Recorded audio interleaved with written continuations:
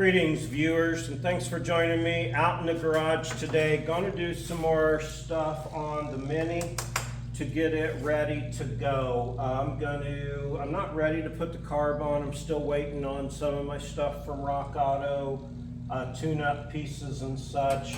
I'm happy that the radiator's holding. I have done a couple of things I wanted to go ahead and share with you, and then we're going to get into some of this. You can see I've started taking the air conditioning off since he cut the lines and I don't have the lines. And a few of these things will be less clutter if I get this out of the way. So I'm going to pull that off here in a minute.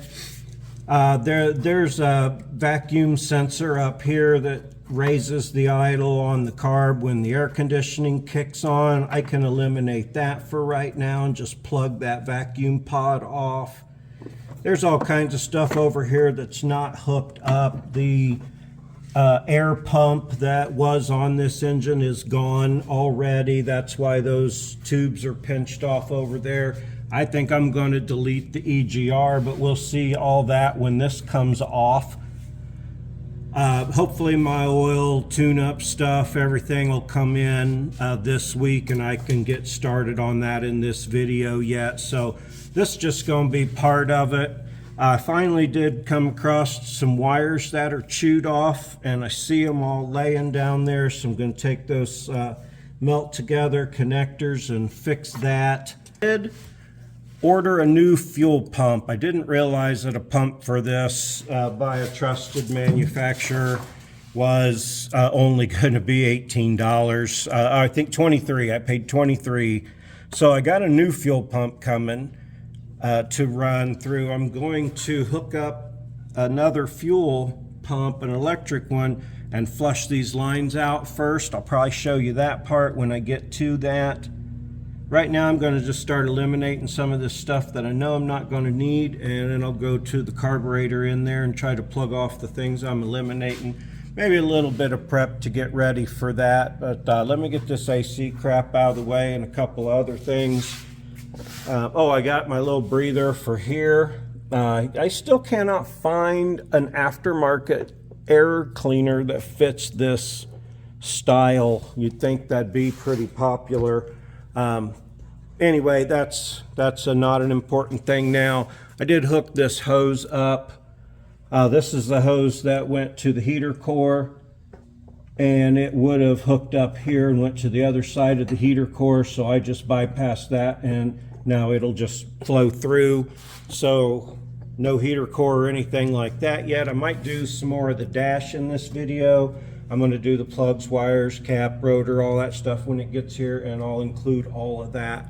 So I'll be back in a minute after I get this compressor off. All right, I got that air conditioner out of the way. That freed up a few things. I'm going to get that up out of my way for now. You know, as I'm looking at some of this, like this thing here has been previously repaired. I'm going to make a proper repair out of that here real quick. Let me grab some wire cutters. Not sure what happened there with that wire, but it's got a couple of nicks in it, and it doesn't need to be that long. So I'm going to shorten it up a little bit. I know I have archaic tools. I'd like a nicer pair of strippers though, I really would. Yeah, so anyway, cut this end back. Strip that end off. Yeah, I've seen some pretty nice pairs of wire strippers, I think. I could maybe use some. Now this wire went under the manifold, comes out underneath the manifold. So clearly a temperature sensor of some sort. I'm gonna slide my blue fastener on this one and come in the other way with my wire from this end and smush them together. If you've never used these, you should. I've used them plenty of times. I definitely like them because they melt together with solder and you have a great solid connection, and the shrink wraps, and yeah, they're just really nice, and they're inexpensive. Get them from Amazon. The little heat gun was cheap. You can use any heat gun, but I like this one because it's easy to get into smaller spaces. Just wait till that solder melts. You can see it spread in there. As soon as you start to see the silver spread, stop and let it cool. Don't pull on it like I did the first time to see if it worked. All right, now I'm going to get started on these. All of these are chewed upon. Only 2 went all the way through. So I'm gonna basically do the same thing with strip some wire and use some of those solder type heat fasteners. I'll be back in a minute. And what I was thinking, if I didn't say already, I think I might go ahead and put that carburetor on, even though I'm not ready for it completely yet, because some of this mess under here goes under it and stuff, and this little vacuum tube system that I have a feeling I don't need anymore because of EGR or delete and the air pump, and yeah, and the air conditioning's not on there. I'm not sure what all these do. This one just sucks air through the charcoal canister, so I'm plugging that off. There'll be several of them get plugged off, but let me finish these wires up here real quick first. Okay, so I'm back from lunch. I found several questionable splices going on down here, so I put some better connections in them. I did just tape a couple of, like this is a factory splice and the factory tape had come off, so I taped over that. There was a little tiny nick in a wire here. I taped that. Let's see. I have a red or yellow and black wire coming out of another sensor. There's 2 sensors below the oil filter. They both say oil pressure sensor. They both have a yellow and black wire, but I could only find one that went anywhere, and it was obviously the chewed end of this one. So the other one that's under there, I don't know. I have this yellow or black with a yellow stripe here, I don't know, and then a couple of big thick power wires, one power, one ground, going to a plug down there that wasn't hooked up to anything. It didn't look like it's been hooked up to anything for quite some time. So I think I have, that's the air conditioner wire there, if I wanted to tape that off when I go to plug the air conditioner back in. So yeah, that's easy enough to clean. I'm going to move up to here now. I'm going to take this carburetor off. Let me grab some pliers for all these clamps. That's a temperature sender there. And I'm going to get started, I think, taking this off for now so we can work on some of this, and then when the other parts get here, I'll just be that much closer. Maybe I'm going to go in there and finish that dash too. So hang on just a minute. Let me get some tools gathered, and we'll start tearing this carburetor and a bunch of this emissions crap off of here. Okay, back on to here. The carburetor looks like it will come off pretty easy. 2 bolts on this side, or the nuts rather, can be gotten to. Oh yeah, good. From here with a ratchet and an extension. And this one. Okay, so we got those. And I'll get the ones on the other side. Now these on this side over here aren't as easy. This back one isn't too bad. You can get your wrench on there and get a fair amount of swing, but this front one up here, I found the only wrench I could get on there and get any swing at all to it was this line wrench right here, but looked like it's going to come out pretty easy, but I can't get my fingers in there. So let me fumble with these a minute and then I'll pull this off. I'll get my other carb out and start comparing things and seeing what we need and what we don't, according to me. Okay, so about halfway through battling the ones on this side, I realized that they are a nut and bolt coming up from the bottom. So I'm going to put my socket on the bottom and just turn them. And I bet that's way easier than what I was doing just a minute ago and fumbling around with them. Can't quite get the socket on there, but enough. Let's see if I can hold that. Where's my wrench? Well, that's going to make it a little easier. All right, I got those bolts out. A lot easier when you understand how they actually come out. Let me get some of this crap out of the way here.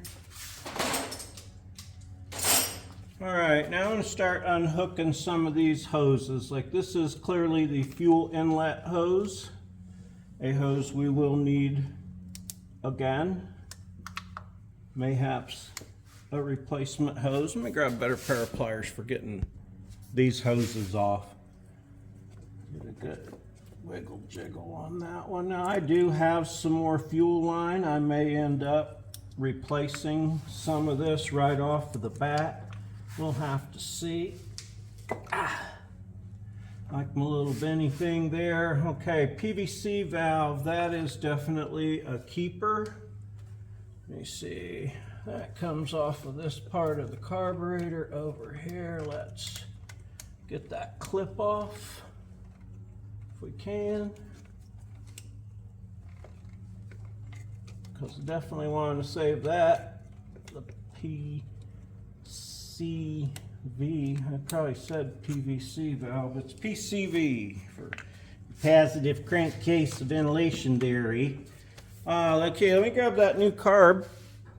Okay, I got it out over here. I just wanted to make sure, like everything I take off like that PVC, there's the correct port for it over here. I had to change the location of 2 vacuum lines on the carburetor so they match what's on here now. Okay. And that all makes perfect sense, I'm sure, in some world. Okay, they've definitely got some stuff hooked up different than it is on the car as I'm looking closer. This stuff over here, I'm going to get a photo of that real quick. And so wait. Okay, and while I was waiting, I plugged off the port for this.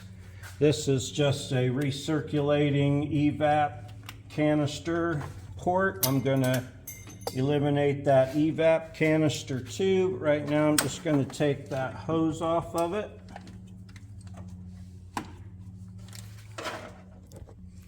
All right, now just as I'm looking at this, there's a line that comes off of this canister, goes to a T up here, other end goes to nothing. It's attached to one of those sensors. I'm removing all of that because that charcoal canister is no longer a part of this car or truck at this point. Okay, I will need my wires clearly. A couple of these things, like I don't know where that even plugged in. This was on there, but it's going to be eliminated too.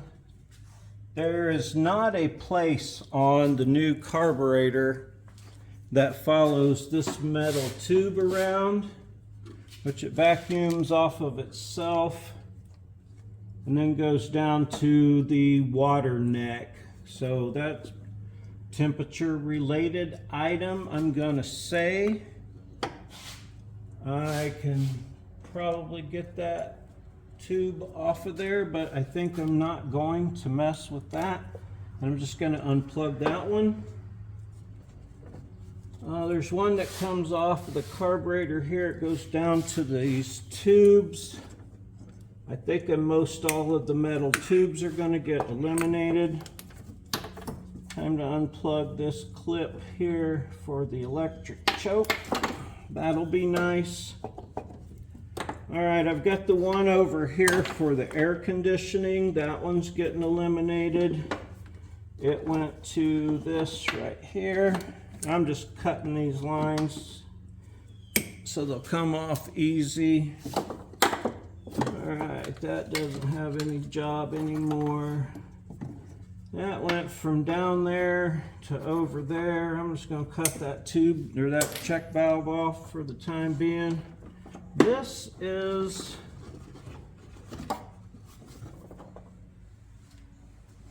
looks like can't be the fuel return.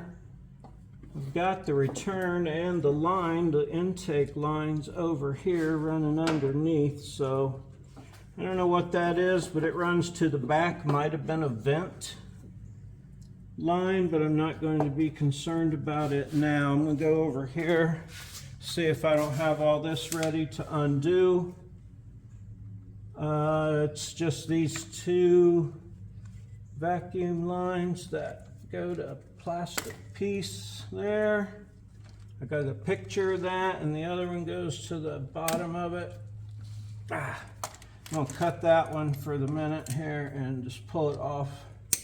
Once this carb is off of here, there's the one that went to the back. I'm gonna cut it off for the time being. Got my photograph there. Get this nasty ass fucking carburetor off of here. See what's going on behind it. Let me undo the linkage. All right. There was a little clip in this linkage that I had to remove, and then the linkage came right off. There was a bunch of pile of stuff down in here. My camera keeps getting hot, so I got to keep stopping you and moving on just a little bit. I'm going to pop this EGR stuff off of here real quick if I can see where it all goes. Looks like I could probably get to all of it. I can make me some block off plates if I don't already have some. It doesn't look like it goes up into the runners that go to the side. Excuse me, but when I put my finger up in this one here that goes to the EGR, it feels like it's pretty full. But that just goes to the EGR. I'm going to pull that. I'm going to trace down where all these vacuum lines go and see which ones I think I'm going to need. I will catch you back up here in just a minute. Okay, now a considerable amount has changed. I went through it step by step, took about 10 minutes, tried to explain it through. I watched that part of the video and it seemed so confusing. I'm going to edit it down to this for you. Here's where the EGR was. That's one of the block off plates I need to make. The other one down there, that little triangle piece. This piece of the throttle linkage that the cable hooks onto that bolts back here, I took that off because it was easier to get to the back of the EGR plate or part to get it unbolted. I just lubed this up. I'm going to wait till I put my backing or my block off plates on. Then I'll put that back on. Excuse me. Now, here on the vacuum, I simplified this as much as I possibly could. There were 1, 2, 3, 4 lines that came off of here that got eliminated. Right now on the fender, these two were for the air conditioning, so I know I definitely don't need them. These two went to ports that ran the EGR stuff. Don't need that. To start with, I have 2 lines coming off my vacuum advance. They're the only 2 down, but they split and join this 4-way piece right here. I put a red and a white on them to show you where they go. Now, the white one line, it runs along here. If you follow it, it goes to this vacuum line, which goes up the firewall to this little piece that has an electric connection to it. That's part of the vacuum advance. I left it hooked up the way it was. That was the way it was from the get-go. Now the other line comes down here. I put red dots on it. It comes down here and bends and goes up to this line, which goes to this little port on the end of the temperature thing. Now, as I understand, since they're duals, when this heats up, it opens it up and lets vacuum flow, I think. So I plugged the other one off because it doesn't go to anything now. All right, this one here I need for the carburetor. I've got a black line on it. It tees here and goes down to these two, so I put the same black line on them. These 3 ports go to the carburetor. I'll show you that when we hook the carburetor up. Now this line comes along here, got black lines designating it. It's the 3rd one over. It comes and goes up here. This line had a T in it that went to 2 other things, but I put it directly onto the port it was originally on, which is right here. I don't know if that's a check valve or what that is, why it looks like a sensor, but that's what was hooked up and going to the carburetor in the past, so that's what I hooked up now. All right, these that I left the ends on, I put the 2 hash marks on them just to indicate it's open on both ends. That one, if you follow it around, it came to here, open on both ends. It went to here, this thing that had one of those like that on it, but it broke off, so I sealed that shut with silicone. The other one that was on there came to here on the bottom, and it went over line 4 here over to this point. I left those on and I put 2 hash marks on each end to designate that those are open on both ends and not needed. Okay, so those 2 are not needed now. That one is not needed now. That one is not needed now and doesn't need plugs on them. The other ones that aren't needed, like that one, that one, that one, and this one under here that you can't really see, all those need plugs because they are still functioning in one way, shape, or form. This one tees over into that one. All right, now that made that a whole lot simpler, I hope, to understand than what I was going around and trying to explain it before, but I don't even need to see that now. This is a vent, the gas tank vent line. It also went to the charcoal canister. All right, now, something else I wanted to be sure and point out. I took the rest of the air conditioning bracket off. Damn light, come on now, cooperate. That was bolted on here and here. Up here was one, and then it had 2 that went through the front. Now, this is part of the timing cover. So you have to put a spacer on there to compensate for the thickness of the bracket. I just used some old bolts and run those back in. So if you take that bracket completely off, don't forget to put something back in there or you're going to be puking up oil and you're not going to like it once you get to getting it started. Now that I've got everything unhooked and out of the way here with all the plugs out and such, this motor cranks over super fast and is really nice. I'm glad to hear it cranking. It sounds really good. I'll put some plugs in it. When they get here, I might do a compression test on it. I might not. I might be disappointed in what I see. You just don't know. I mentioned about this base plate already or not. I did separate it from the other carburetor. It was really stuck. It had a decent looking gasket on it, but I went ahead and took it all off of there. It's got some rust on it. I'm going to try and polish that up just a little bit more, and then it'll go on like this. The new carb came with the 2 gaskets. There's one gasket with a slot in it for here. I'll go over that when the time comes, so we make sure we get the gaskets in the correct place.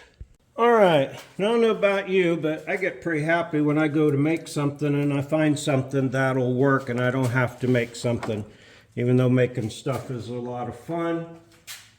it's nice sometimes when you can just go find one. Now, these aren't oddly shaped, but the bolt holes will line up and they will cover the offending hole and make it work. Now, I'm going to keep in mind that this could fail and not work, but I'm going to believe that they're going to work and seal with the gasket that I put on them. This bottom hole over here, I'm not really sure what it needs. If it needs a bolt in it, if there's any oil that could leak out or anything weird like that. But I'm going to go ahead and put a bolt in it just because.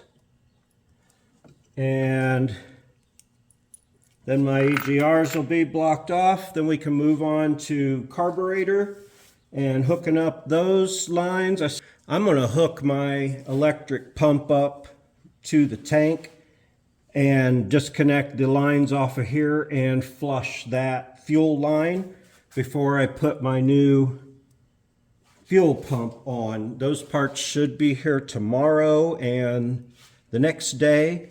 So yeah, we'll be moving right along here with this video. I may put the rest of the interior in the meantime. Right now I'm going to put those plates on and I'll let you know how that all turned out. All right, now I got those plates on. I had to make the holes a little bigger so they would fit and cover what they needed to cover. Even though it's just barely, it still covers.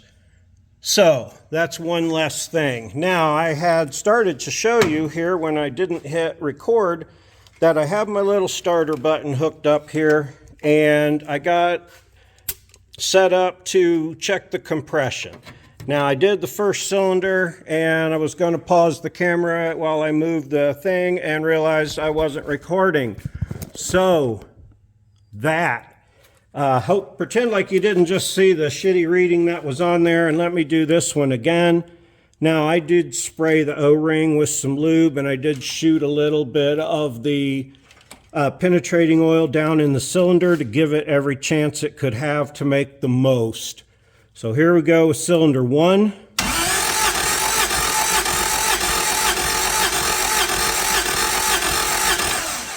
I'm calling that 92 pounds. That is not good. But this motor's been setting a really long time too. So I'm going to pause it and move to cylinder 2 and we'll see what that one has. Okay, cylinder 2. What are we going to get? Oh!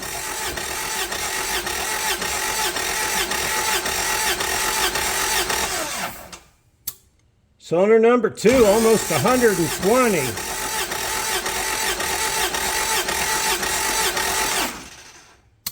Oh, that's close enough to 120 to be 120 right there. All right, ready for cylinder number 3. Can you see that? Okay. Oh!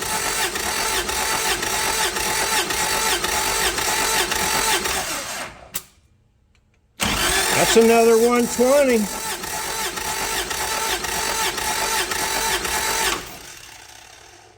That's a 122 right there. Yes, 122 for cylinder 3. All right, cylinder 4. Oh, I'm excited. I was really hoping this wouldn't be terrible. Hope you can see that. Oh, yeah. That's 96.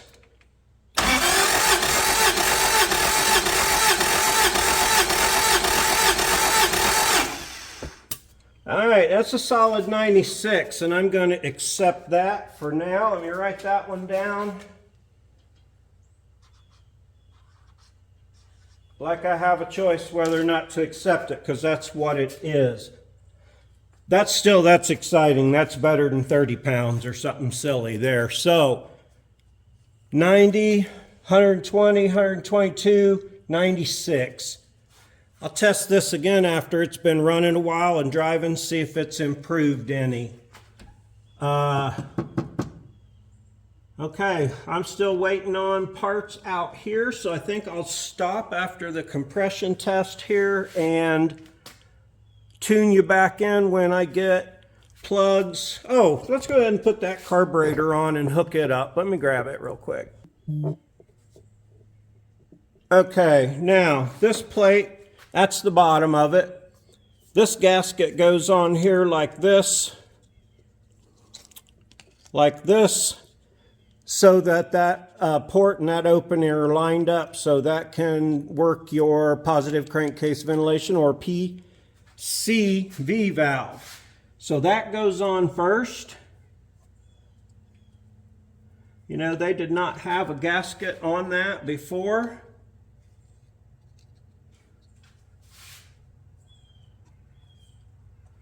I'm gonna go ahead and put that on, even though I don't think I should. Yeah, because that goes around to 2 ports on the sides there. I'm gonna go ahead and poke those holes out. I don't know if I have to do that or not. It sure seems like not. I'm just gonna not, because it's gonna send it straight into the port via that gap in the gasket there. So we'll see how that goes on that part. Then you have your other gasket. The hole is off center, so make sure you put it down like it goes. All right, now there should be another stud back here, but it came off. It came out like I didn't want it to, so that's gonna just get threaded in there like it is. I don't see it being important enough to separate it. Got my carburetor in here. Really excited to see this piece go on, I can tell you that. All right, so we will, this is our, for real, go back together time. I will get the nut started on the back here, and I will drop this other stud down in here and see if I can't get it started. There it is, that's lined up. All right. Well, it's tight back there, I tell you. This is where a magnet can come in handy to help you with your bolt also, or your nut. Help you get it down on there and get it started.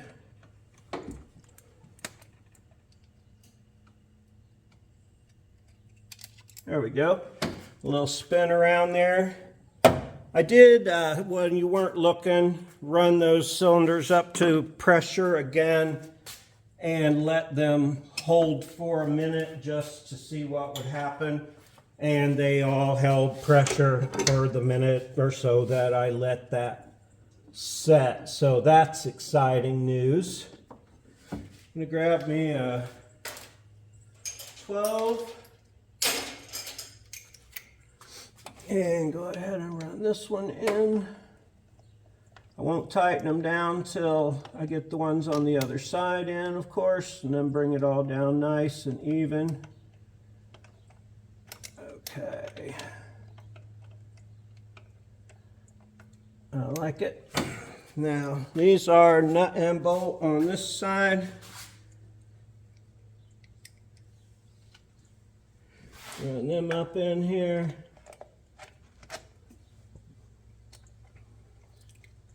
Much easier than just fighting them from the top. So I appreciate whoever did the nut and bolt thing here instead of just studs. That's Toyota thinking. They're always thinking. There's my other one. Less convoluted down here now with all that stuff out of the way. It looks cleaner and better already. And I like that. All right. Okay, come on now. Got this one. Excellent. Now I'll go back through and tighten those down here real quick. All right. Now I brought all those down nice and snug before I cranked any of them down all the way. All right, this one here with the check valve on it is the one that goes to this vacuum line in the back there. So I don't have any kinks in it. That's the one that went to the one that was sticking up. Your two down there with the brown thing with the little hashy marks on it. Remember where the other two go? This one on the bottom here, this port down here, goes to that bottom one. It's going to be kind of hard to get my fingers down in there, but hang on, I'm going to do it. I think maybe from over here. Okay, get that out of my way. You can't see what I'm doing because I can't either. Hold please. All right, I had to get in there with the pair of needle nose pliers and put those on. But this one here with the T that goes to the top and to that little dash pot thing on the bottom there, which I think is your idle, so it don't come crashing down, you know. It goes to this one on top of that little dual piece at the bottom. This little one off of the bottom piece here of the carburetor goes to the bottom of that little brown piece right there. And then this one to the back. Now that's everything that needs plugged up. Those vacuum ports all go somewhere. This is the one for the air conditioner. So if I hook the air conditioning back up, I'll run my vacuum off of this over to that and down to the port here at the bottom like it was before. And then whenever that does what it does, wires go to it. Yeah, it makes the air conditioning bump up. Now I'm starting to see something running down here. I think that might be from my water pump. That's what I saw earlier. I thought leaking, and I sprayed it with some brake parts cleaner. But it's wet again. Yes, that is antifreeze. So, as it stands right now,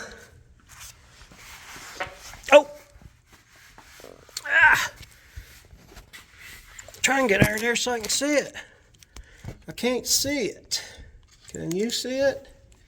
You see where it's coming from? I bet it's coming from up there, the weep hole, something. It's clearly antifreeze. You can see the green tint to it.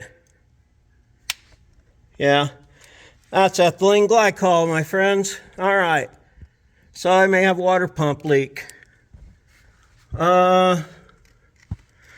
Oh, that is, oh good, that's just the coolant that's coming down there and running along and dripping off.